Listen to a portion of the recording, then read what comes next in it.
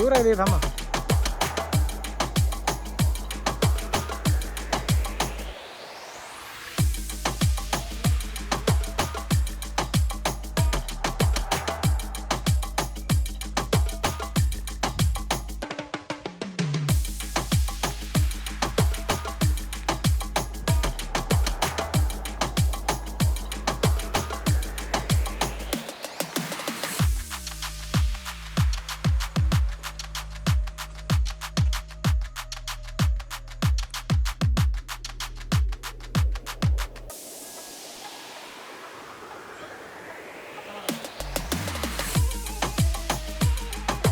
वरती जे आहे तर सर्वत्र दगडी आपण तर ती दगडी बांधकामात आहे.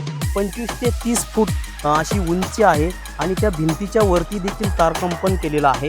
जवळपास 13 कोटी रुपयाचा हा बंगल्याचं बांधकाम झालेलं आहे. कार जर आली तर ह्या ठिकाणून कार जे आहे ते थेट रेस्ट हाऊस सारखं ह्या ठिकाणी बनवण्यात आलेलं आहे आणि आलिशान बंगला आपल्याला पाहायला मिळत आहे.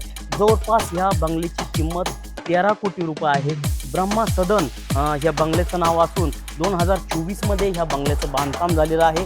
ह्याच बंगल्यावरती अनेक सेलिब्रिटी असेल, राजकीय मंडळी असेल, विविध क्षेत्रातील पदाधिकारी ह्या ठिकाणी येत असत आणि ह्या ठिकाणी गर्दी करत असत आणि ह्याच भोंदूबाबाच्या चरणी नतमस्तक होत असत. आणि आज ह्या ठिकाणी सर्वत्र शांतता आहे आणि सर्वत्र शुकशुकाट आहे. आपण जर पाहिलं तर लाकडी ह्या ठिकाणी फर्निचर जे आहे ते देखील ह्या ठिकाणी बनवण्यात आलेलं आहे. अगदी आलिशान दरवाजा ह्या ठिकाणी आपल्याला पाहायला मिळतात. मात्र आतमध्ये जाता येत नाही आहे. हा बंगला जो आहे तो बंद ठेवण्यात आलेला आहे. आपल्याला बाहेरच्या दिशेने जर एवढा छान असा आलिशान बंगला दिसतो तो आतमध्ये देखील याची कशी वास्तू असेल हे यावरून आपल्याला दिसून येत आहे. त्यामुळं 200 कोटी पेक्षा अधिक माया जमावणारा भोंदूबाबा आज पोलिसांच्या ताब्यात आहे आणि शिर्डीमध्ये देखील 3 भूखंड जे आहे ते भोंदूबाबाच्या नावी जे आहे ते समोर आलेले आहे.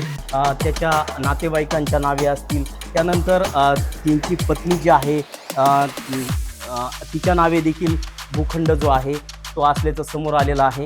त्यामुळे अहिल्यानगरच्या पाथर्डी येथे देखील 30 एकरचा भूखंड जो आहे तो असल्याचं आपल्याला जे आहे ते समोर आलेलं आहे. त्यामुळे एकंदरीत मोठ्या प्रमाणात